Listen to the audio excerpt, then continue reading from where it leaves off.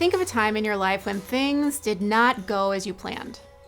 If you ask my family or my coworkers, you'll learn that I love to plan things. And I also love to think that they will go exactly as I planned them. My mind anticipates how things will be timed precisely, how people will react excitedly, how the result will be wonderful no matter what. But as we all know, that is 100% not realistic. Quite often, things do not go as we plan them to.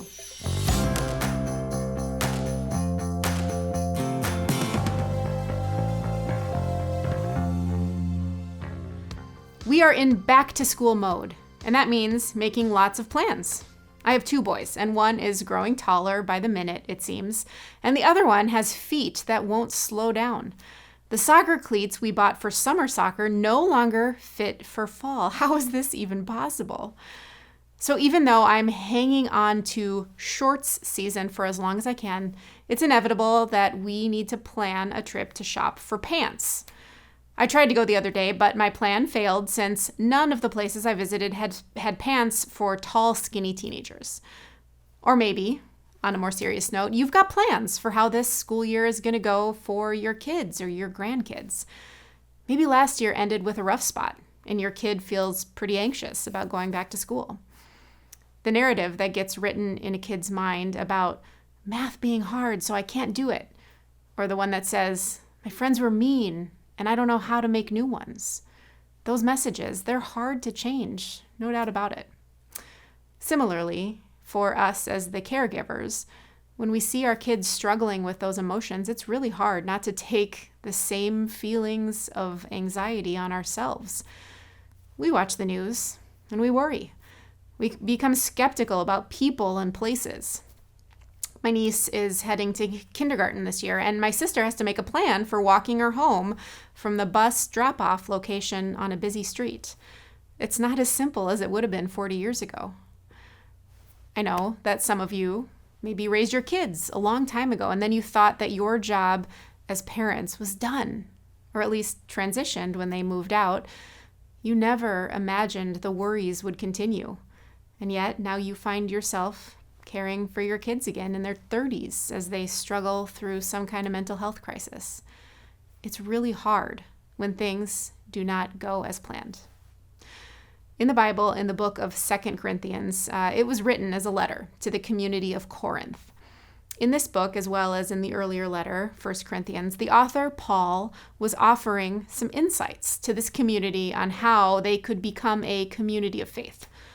Paul was certainly no perfect human, but in his travels and in his teaching and his preaching, he encountered lots of different people, and he'd seen challenges that they all faced. So guided by his own faith in Jesus and his belief that the teachings of Jesus were truly life-changing, he offers his insights. And they aren't just pie-in-the-sky kind of statements. Paul is truly acknowledging that he gets it. Life is hard. Plans often don't go like we think they will. So he writes these words. We are hard-pressed on every side, but not crushed, perplexed, not in despair, persecuted, but not abandoned, struck down, but not destroyed. Plans will be disrupted in the moment, you're right, and it might feel devastating. Paul goes on to say something that might sound a little confusing. We read, we always carry around in our body the death of Jesus, so that the life of Jesus may also be revealed in our body. I think Paul is saying the hard stuff, that's going to happen. God never promised that we would be without challenges in life. And yet the hope and the promise that came through Jesus will also come through in each and every one of us. He goes on, death is at work in us, but life is at work in you. Therefore, we do not lose heart. Though outwardly we are wasting away, yet inwardly we are being renewed day by day. Your plans are most definitely going to change. They will be interrupted. They will turn out in the most opposite way that you could imagine. And it's going to be hard sometimes. But remember, you are not alone in those hard times.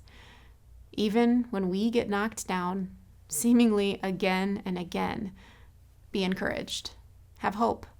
God will be there to pick you up.